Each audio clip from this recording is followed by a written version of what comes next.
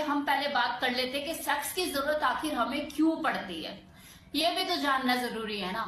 तो सेक्स की जरूरत हमें इसलिए पड़ती है क्योंकि हम एक सोशल एनिमल है। सांसारिक जीवन को जीने के लिए हमारी इस धरती पे उत्पत्ति हुई है। तो सांसारिक जीवन को चलाते हुए हमें अपने वंश की वृद्धि करनी होती है, और दूसरा भौतिक सुख जीने के लिए, उसका आनंद उठाने के लिए हमें सेक्स करने की जरूरत पड़ती है।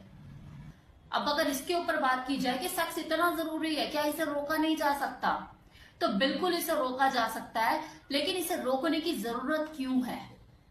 जीवन में जीवंतता है और आप इसे रोकना चाहते हैं। ये तो वही बात हो गई कि किसी छोटे बच्चे को बोल दिया जाए कि तुझे 1 से 2 घंटे मुंह पे चुप्पी लगा के बैठना है, तेरे मुंह से मैं एक शब्द ना सुन लूं।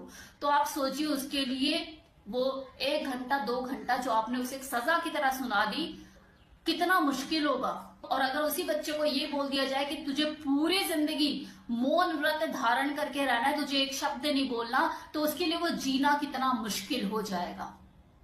वो जी पाएगा? वो हर पल मरेगा, क्योंकि उस बच्चे में ऊर्जा के निर्वाह का सोर्स ही यही है। उसका खेल कूद करना, उसका आपको इरिटेट करना, पटर पटर पटर पटर बोलते रहना, आप उसकी ऊर्जा को संरक्षित करके नहीं रख सकते, उसे बचाकर नहीं रख सकते।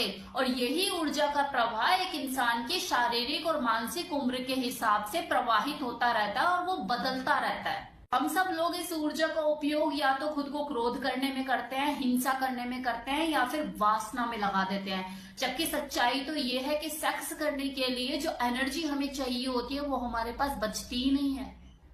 हम लोगों में किसी भी चीज को सही तरीके से देखने की जो दृष्टि है, जो ऊपर वाले ने हमें दी है, इस कलयुग तक आते आते खत्म हो चुकी है।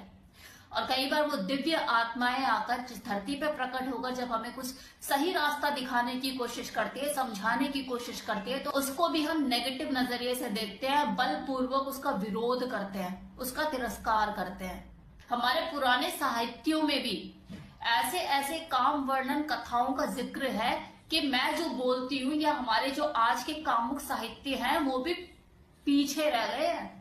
वही महात्मा अपने उन काम वर्णन में एंड ऑफ द एंड हमें रोकने की बात करते हैं। किस चीज से रोकने की बात करते हैं? क्या मतलब होता है उनके रोकने का? कि इतना मत गिर जाना कि आपको आंख भी बंद करे तो बस स्त्री नजर आए, एक औरत ही नजर आए, उसी का रूप नजर आए।